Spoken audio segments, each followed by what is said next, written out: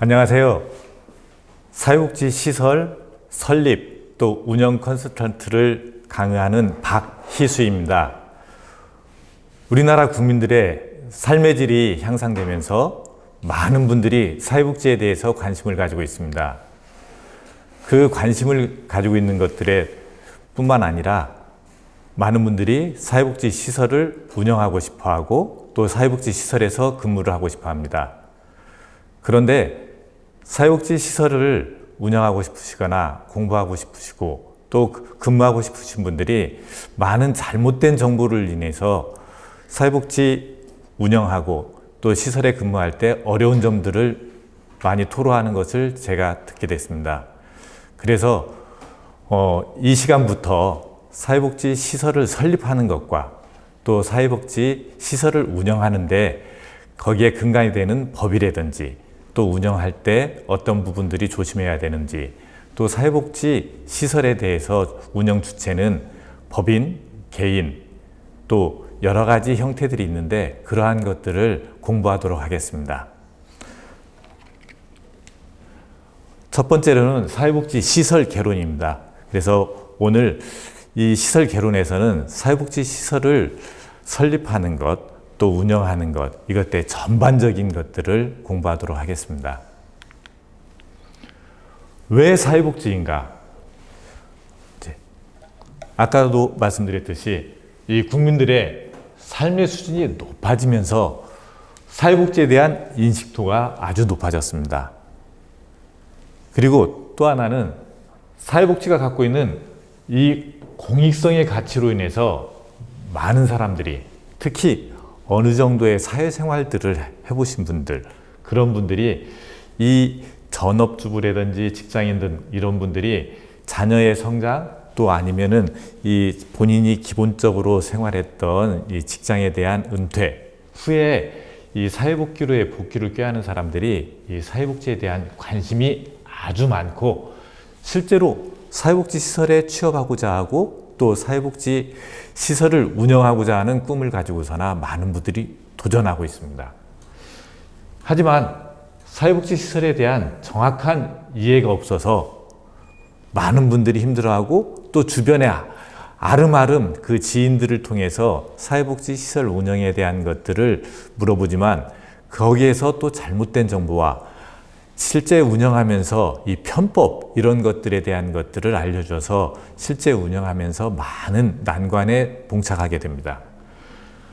따라서 우리 사회복지 시설에 대한 개념에 대한 정립이 필요합니다. 우선 사회복지 시설이라는 것이 무엇이냐? 사회복지 사업에 대한 기본적인 모법인 이 사회복지사업법 제2조 사항에서 이 사회복지 사업이라는 것은 28개 항목의 법률에 근거한 목적, 이 법률에 근거한 것들의 목적을 달성하기 위해서 설치한 시설을 사회복지 시설이라고 합니다.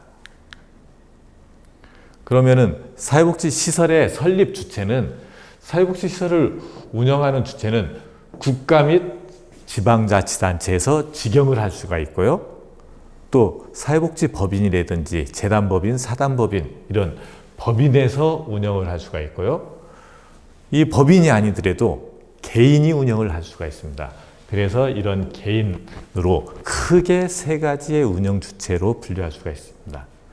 이제 법인은 우리들이 기본적으로 알고 있는 사회복지법인, 여기는 재단법인입니다. 그래서 사회복지 시설을 운영할 수 있는 기본적인 재산이 있어야 되는 것이고 이 사단법인 같은 경우에는 결국에 회원들로 이루어져 있습니다. 이제 요즘 핫하게 뜨고 있는 협동조합입니다. 또 주식회사 등에서도 운영을 하고 있습니다. 특히나 노인장기요양보험이 되고 있는 노인장기요양 기관들에 대해서는 이 주식회사 쪽에서도 운영을 하고 있습니다. 사회복지 시설 유형에 대해서 알아보면은 아동복지법에서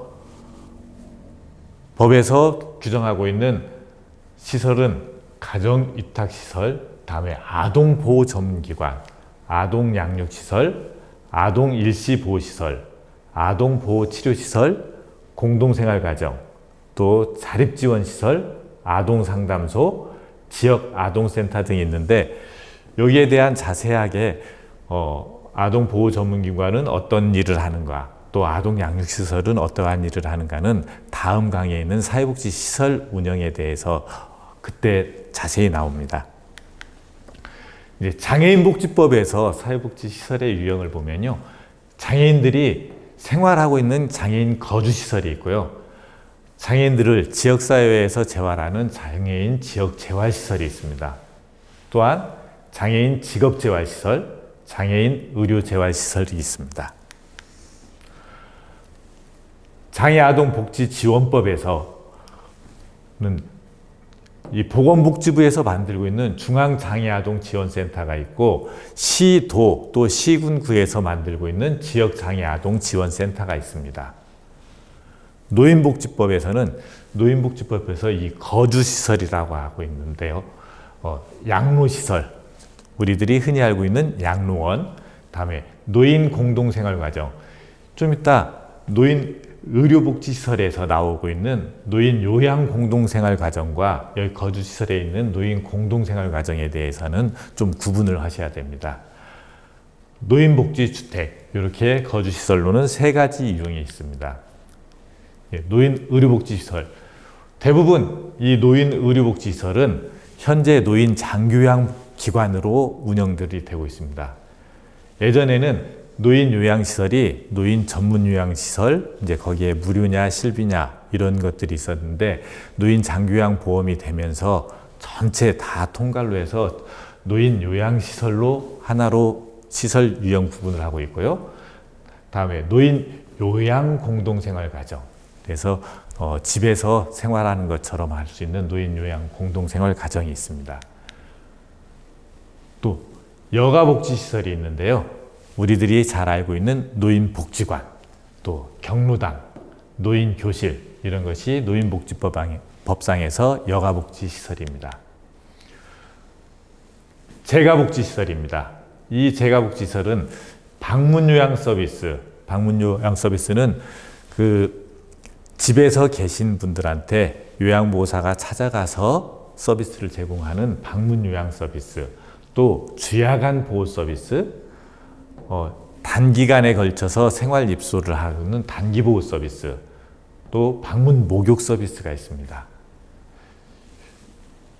이 재가복지시설은 기본적으로 노인 장교양 보험에서 기관들이 운영을 하고 있다고 생각하시면 될 것 같고요. 또 이 노인들의 인권, 학대에 관한 부분들에서 노인 보호 전문기관이 있습니다. 이 한부모 가족 지원법에서는 모자 가족 복지시설에서 기본 생활 지원을 하는 것, 다음에 공동 생활 지원을 하는 것, 자립 생활 지원을 하는 것이 있습니다. 또 부자, 한부모에서는 모자 간 생활하는 것도 있지만 부자하고 같이 생활하는 것도 있죠. 이 부자 가족 복지시설에서도 기본 생활 지원, 공동 생활 지원, 자립 생활 지원이 있습니다. 한부모 가족 지원법에서 이제 미혼모에 대한 부분입니다. 여기에는 기본 다음에 공동 생활 지원 시설만 두 가지 종류가 있습니다. 한부모 가족 지원법에서 일시 지원 복지 시설인데요. 여기에는 배우자가 있으나 배우자의 물리적, 정신적 학대로 인해서 아동의 건전한 양육이나 모의 건강에 지장을 초래할 우려가 있을 경우에 일시적 또는 일정 기간 동안 어머니와 아동 또는 모에게 주거와 생계를 지원하는 시설이 이 일시 지원 복지 시설입니다. 또 한부모 가족 복지 상담소가 있고요. 영유아 보육법입니다. 영유아 보육법에서는 국공립 어린이집, 사회복지법인 어린이집, 법인, 단체 등 어린이집, 직장 어린이집, 가정 어린이집, 협동 어린이집, 민간 어린이집, 아까도 말씀드렸듯이 이런 시설 유형들이 있다는 거, 요 개론에서는 이 정도만 아시고, 시설 설립이라든지 이런 쪽에서 이 시설들이 어떻게 운영되고 어떤 내용인가는 정확하게 다시 한번 강화할 예정입니다. 정신건강 증진 및 정신질환자 복지 서비스 지원에 관한 법률입니다. 정신건강복지센터, 정신건강증진시설인데, 이 정신건강증진시설에는 정신의료기관, 또 정신요양시설, 정신재활시설로 구분하고 있습니다. 성폭력 방지 및 피해자 보호 등에 관한 법률입니다. 성폭력 피해 상담소, 성폭력 피해자 보호시설인데요. 이 성폭력 피해자 보호시설에는 일반 보호시설, 장애인 주간 보호시설, 특별 지원 보호시설, 외국인 보호시설, 자립지원 공동생활시설, 장애인 자립지원 공동생활시설의 유형이 있습니다. 입양특례법입니다. 입양기관, 저희가 잘 알고 있는 홀트 아동복지회라든지 이런 입양기관이 있습니다. 가정폭력 방지 및 피해자 보호 등에 관한 법률입니다. 가정폭력 피해 상담소가 있고요. 또 가정폭력 피해자 보호시설이 있는데, 이 보호시설에서는 단기보호시설, 장기보호시설, 외국인 보호시설, 장애인 보호시설 유형이 있습니다. 네, 다문화 가족지원법입니다. 우리나라도 지금은 뭐 단일민족이라는 것들의 개념이 많이 희박할 수 있는데요. 이 다문화 가족지원법에서 다문화 가족지원센터, 기본적으로 시군구에 하나씩 이상을 설립을 해야 됩니다. 또 장애인 활동 지원에 관한 법률에서는 장애인 활동 지원기관, 발달장애인 권리 보장 및 지원에 관한 법률에서는 이 보건복지부에서 설립하는 중앙, 또 시도 시군구에서 설립하는 지역 발달장애인 지원센터가 있습니다. 청소년복지지원법에서는요, 청소년 쉼터, 청소년 자립지원관, 청소년 치료재활센터, 이 청소년 회복지원시설로 구분이 되고 있습니다. 그러면 이제 사회복지시설 설립에 대한 부분입니다. 사회복지시설 설립 절차인데요. 사회복지시설 설립은 설립하고자 하는 사람이 본인이 하고자 하는 시설 유형, 만약에 아동이면 아동, 장애인이면 장애인, 청소년, 노인이면 노인, 그런 시설별 개별법에 근거해서, 이 개별법은 어디에 있냐면요, 아까도 얘기했듯이 사회복지사업법 제2조 1항에 27개 법률과 또 대통령령으로 정하는, 그래서 28개 허무까지 있는데, 거기에 근거해서 시설 설립하고자 하는 근거지에 관할 시, 군, 구에 신청을 하시면 됩니다. 설립자가 개별법에 요구하는 시설을 설치를 합니다. 만약에 거주시설이라고 하면 거주시설에 받는 땅과 다음에 건물이겠죠. 아니면 방문을 한다 하면은 거기에 맞는 개별법에 나와 있는 시설 규모에 맞춰서 이 사무실이라든지 이런 것들을 갖추게 됩니다. 그 갖춘 다음에 개별법에서 요구하는 서류를 구비해서 시, 군, 구청에 신청을 합니다.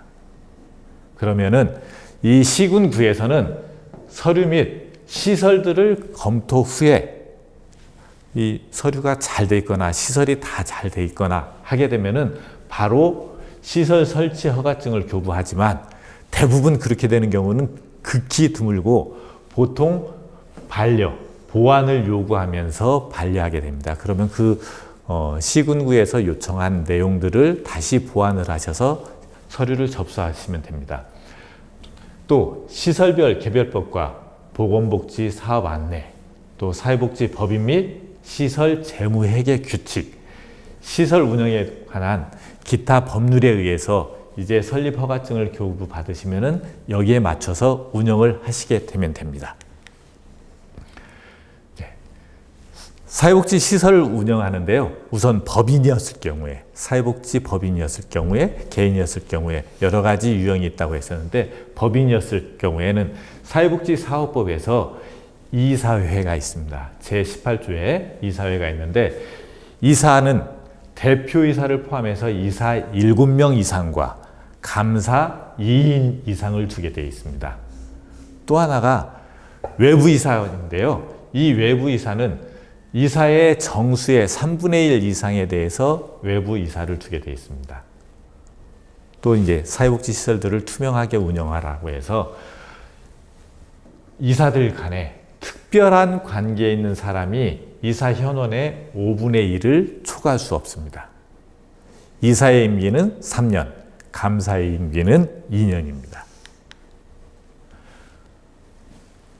또 사회복지 시설을 운영을 하시게 되면요, 법인이 됐던 법인이 아닌 개인이 됐던 이 운영위원회를 설립을 해야 됩니다. 그래서 이 운영위원회의 구성원으로서는 그 시설의 장, 또 시설 거주자 대표, 또 시설 거주자의 보호자 대표, 시설 종사자의 대표, 해당 시군구 소속의 사회복지 업무를 담당하는 공무원, 또 후원자 대표 또는 지역의 주민, 7번째는 공익단체에서 추천하는 사람, 또 그 밖에 시설 운영 또는 사회복지에 관하여 전문적인 지식과 경험이 있는 사람입니다. 다만 이 운영위원회 사회복지사업법 제36조에 있는 이 해당 8가지 항목 중에서 꼭 운영위원들을 선정을 하셔야 되는데, 한 항목당에 이제 시행령 시행규칙에 가보시면은 2인 이상을 할 수가 없습니다. 그래서 만약에 이 거주자 대표 2명, 근데 보호자 대표 2명, 후원자 아니면 지역 주민 하게 되면 이 항목에서 후원자 2명에다가 지역 주민 1명을 넣으시면 안 된다는 얘기예요. 사회복지사업법에 보면은 사회복지시설의 업무에 대해서 전자화를 원하고 있습니다. 그래서 보편적으로 사회복지시설 정보 시스템을 사용을 하고 있고요. 또 13조에 보시면은 사회복지사의 채용 및 교육입니다. 이 사회복지사 채용해야 되는데, 우리는 보편적으로 알고 있을 때 사회복지사는 사회복지 프로그램 개발하는 사람들만 사회복지사 채용하면 된다고 알고 있는데, 물론 사회복지 시설을 운영을 할 때 보건복지부 사업 안내라든지 거기에서는 사회복지사 TO들이 나와 있습니다.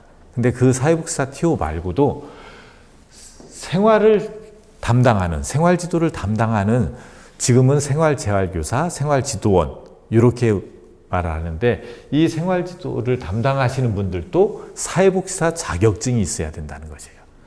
근데 이제 노인 장기요양 보험에서는 이 생활지도를 담당하시는 분들은 요양보호사가 하고 있죠.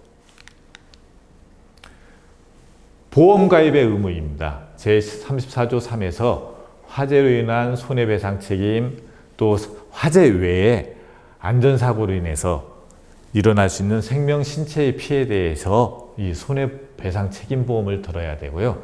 또 이제 사회복지사 등의 처우 및 지위 향상을 위한 법률에서 사회복지 공제회가 있습니다. 이 공제회에 책임 공제를 들게 돼 있습니다.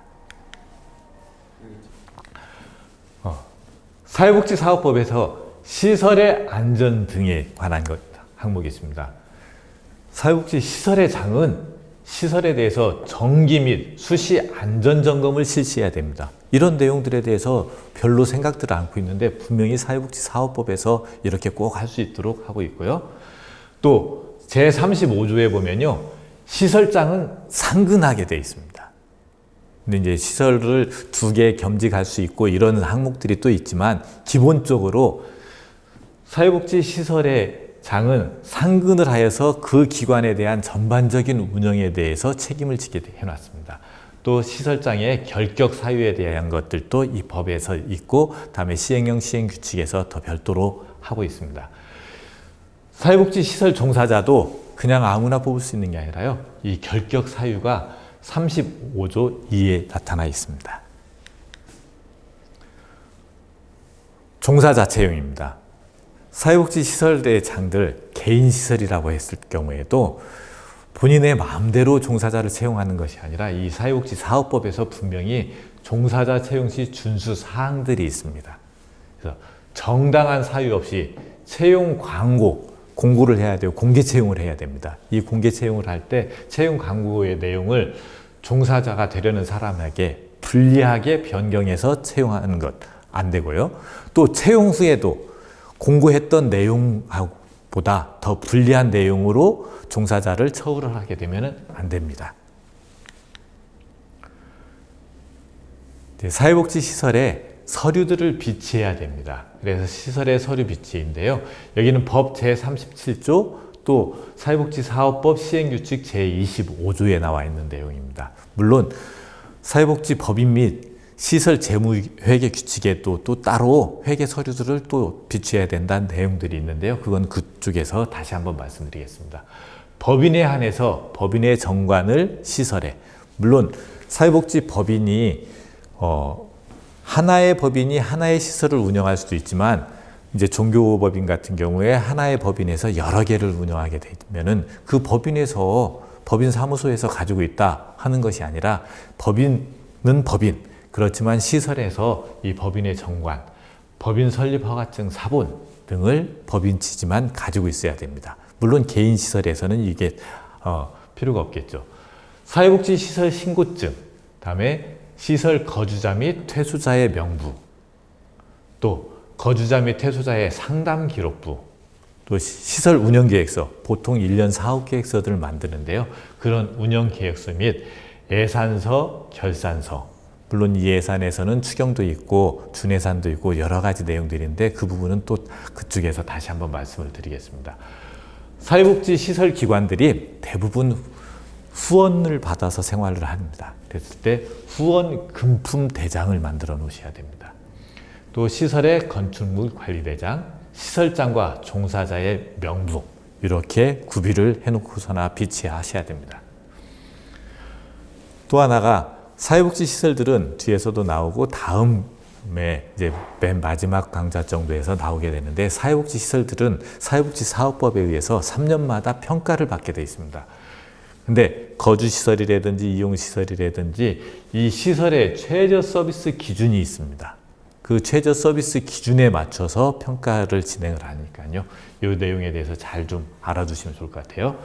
시설 이용자의 인권, 또 시설의 환경, 시설의 운영, 시설의 안전관리, 또 시설의 인력관리, 또 지역사회와 연계, 서비스의 과정 및 결과, 그 밖에 서비스 최저 기준을 유지할 수 있는 것들에 필요한 사항들에 대해서 이 평가라든지, 또 평가를 떠나서도 사회복지사업법에서 사회복지 시설들은 이러한 최저 서비스 기준에 맞춰서 운영을 해줘야 된다고 이 얘기를 하고 있습니다.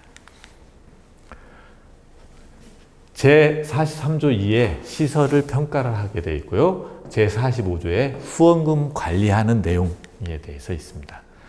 사회복지법인 및 시설 재무회 규칙입니다. 회계연도는 기본적으로 정부 사회복지시설들은 정부 회계연도입니다. 그 얘기는 매년 1월 1일에서 12월 31일까지의 회계연도를 갖고 있고요. 다만 영유아 보육법에 있는 어린이집 같은 경우에는 3월 1일부터 2월 말일까지입니다. 이 출납기한인데요. 회계연도가 끝나는 날까지 출납을 할 수가 있습니다. 예전에는 재무회계규칙에서 장부 폐쇄 개념에서 장부 폐쇄는 2월 28일까지 얘기했었는데 그런 것들이 없어지고 출납 기한 내에 모든 장부들은 끝내야 됩니다. 그래서 12월 31일까지 업무들을 그 회계연도에 대한 것들을 마감을 해 주셔야 됩니다. 이제 법인과 시설에 대한 회계 구분, 명확하게 법인 회계, 시설 회계 구분을 하라고 했고요. 또 정보통신 매체에 의한 재무 회계 처리를 해라. 그래서 시설 정보 시스템을 활용들을 하고 있고요. 이제 예산 총계주의 원칙입니다. 모든 시설의 모든 수입과 지출은 예산에 편성해서 사용해라입니다. 다음에 예산 편성 지침, 다음에 예산서 추경, 다음에 결산서, 또 예산서나 결산서에 첨부할 서류 등에 대해서 얘기를 하고 있고요. 이 사회복지법인 및 시설 재무회 규칙에서 시설에 갖춰야 될 장부의 종류입니다. 현금 출납부, 총계정 원장, 재산대장, 비품관리대장이 있어야 됩니다. 예전에는 계정보조부라든지 이런 것들이 더 있었고 소모품대장들이 있었는데 그런 것들이 시설 운영의 효율성에 떨어진다 해서 그런 것들은 없어지고 현재 현금출납부 총계정원장, 재산대장, 비품관리대장이 필요합니다. 아까 말씀드렸던 이 사회복지시설 정보 시스템 실제 홈페이지 내용입니다. 그래서 이제 시설들을 설립하시게 되면은 사회복지시설 정보 시스템을 활용하겠다 시군구에다가 얘기를 하면은 여기에서 이 시설 기관 코드라든지 이런 것들을 주게 되면은 그 다음부터 실시를 하시면 됩니다. 실제 내용들 업무하는 내용입니다. 이제 결제할 때 나의 업무 내용들, 다음에 회계에 관한 것, 그래서 회계에 대한 내용들입니다. 현재. 다음에 인사, 급여, 세무, 자산, 후원관리, 이력정보. 그러면서 여기에서 운영되고 있는 것들은 시군구에 그 시설장의 결제까지 다 한 다음에 시군구에다가 바로 보고를 할 수 있도록 처리가 되고 있습니다. 다음에 물품 관리자와 출납원. 시설들의 물품 관리를 해야 되는데 이 물품을 관리하는 자 대부분 이제 시설장들이고 그 시설장들은 본인이 다 할 수 없기 때문에 그 물품 관리원에 대해서 다시 직원들한테 물품 관리자를 지정할 수 있고 물품 출납원을 지정할 수 있습니다. 재물조사입니다. 재물조사는 1년에 한 번 이상씩을 재물조사를 하셔야 됩니다. 또 하나가 이 불용포매 처리인데 내가 운영하고 있는데 뭔가 고장났어요. 그러면 그 고장난 거에 대해서 그냥 버리시면 안 되고 거기에 대해서 근거를 다 마련을 하셔서 결제, 시설장까지 결제를 받다고. 또 하나가 만약에 물건을 얘를 고물상에 팔아야 된다. 그러면은 팔아서 돈이 수입이 잡힌다. 그러면은 그 내용에 대해서까지도 다 결제가 돼 있어야 되십니다. 다음에 이 감사입니다. 사회복지 법인 대표이사는 시설에 대해서 법인에 대해서 1년에 1회 이상 감사를 실시해야 됩니다. 또 사무의 인계인수, 직원이 바뀌었을 경우에 그 기존 직원과 다음에 새로 오는 직원에 대해서 사무 인계인수를 해야 됩니다. 사회복지시설 운영에 대해서 이제 사회복지사업법 말고 이제 근로기준법에서요. 사회복지시설이 예전에는 근로기준법에서 이 특례였습니다. 그래서 이 법정 근로시간이라든지 이런 것들이 조금 특례를 받았었는데 18년도 7월 1일부터 특례 적용이 안 되고 있습니다.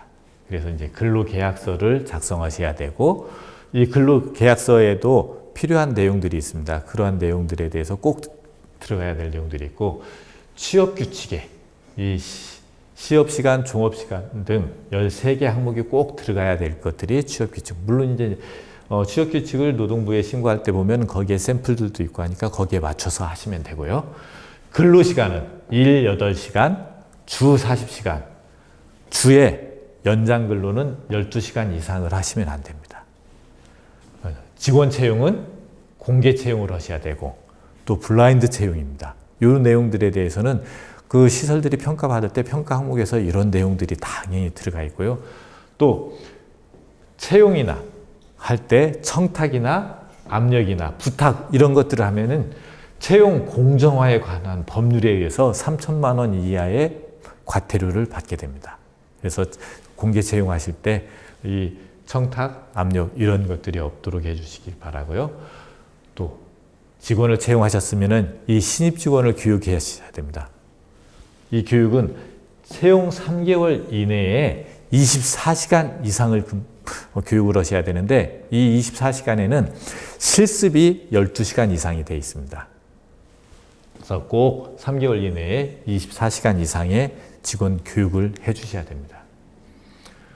자, 이 종사자의 의무, 모든 시설에서 이 의무 교육이 있습니다. 이제 시설이라고 표현했는데 사업장이라고는 표현은 모든 기관에서 의무 교육을 하셔야 되는데 이것 외에는 각 시설 유형별에 따라서 교육이 필요한 사항들이 있습니다. 이제 장애인 거주시설에는 장애인 인권에 대한 부분들, 노인 시설에서 노인 인권에 대한 부분들 이런 것들이 또 존재하니까 그런 내용들을 잘 봐주시길 바라고요. 성희롱 예방 교육 이런 건 다 잘하고 계신데요. 이 산업안전보건교육이 있습니다. 분기당 한 번씩 하셔야 되는데 여기에 대해서는 알고 있는 시설들이 별로가 없어요. 근데 산업안전보건법 제31조에 따라서 꼭 하셔야 될 내용이고요. 직장 내 장애인 인식 개선 교육.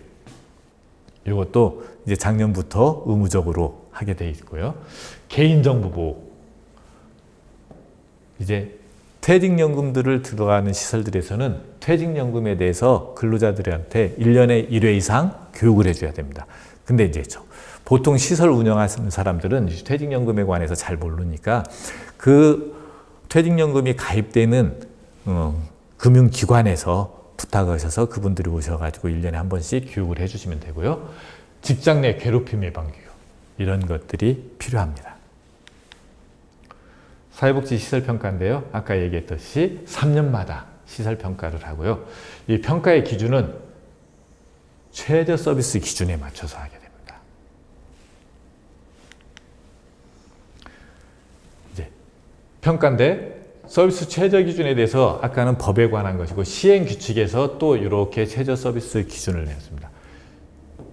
인권의 문제, 그래서 시설 이용자의 인권, 시설의 환경, 시설 운영에 관한 것, 안전관리, 인력관리, 지역사회 연계, 서비스의 과정과 결과, 그 밖에 이제 서비스 최저 기준을 유지하기 위한 필요한 사항에 대해서 평가를 하고 있습니다.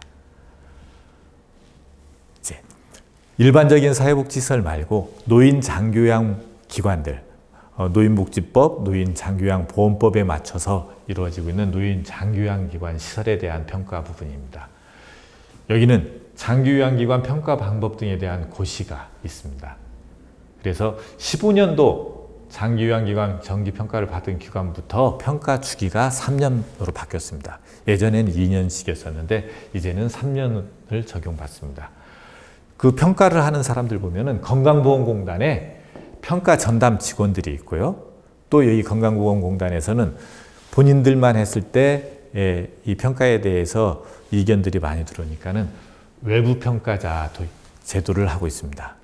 그래서 건강보험공단 직원들은 서류들을 보고 외부 평가자들은 실제 그 서비스를 제공하는 거라든지 또 면담을 통해서 평가 항목들에 대해서 하는 것이 외부 평가자입니다. 이 평가 방법에서는 기관 관련 문서나 자료 등 기록 이런 것과 기관 내 외부의 환경, 또 직원 및 수급자 대상의 관찰, 면담, 어떤 때는 시연을 해보라고 해요. 시연을 하고 공단의 전산 자료를 확인하고 또 하나는 보호자들한테 유선 확인해서 서비스에 대한 만족도 이런 것도 평가 항목에서 평가를 하고 있습니다. 자, 사회복지 시설에 대한 기본적인 개괄적인 개론에 대해서 강의를 해드렸습니다. 이 시간은 여기서 마치고 아까 개론 시간에서 말씀드렸듯이 우리 이 법인 설립하는 거, 사회복지 관련에 관한 법들, 또 노무관리 이런 내용들에 대해서는 계속 강화하도록 하겠습니다. 수고하셨습니다.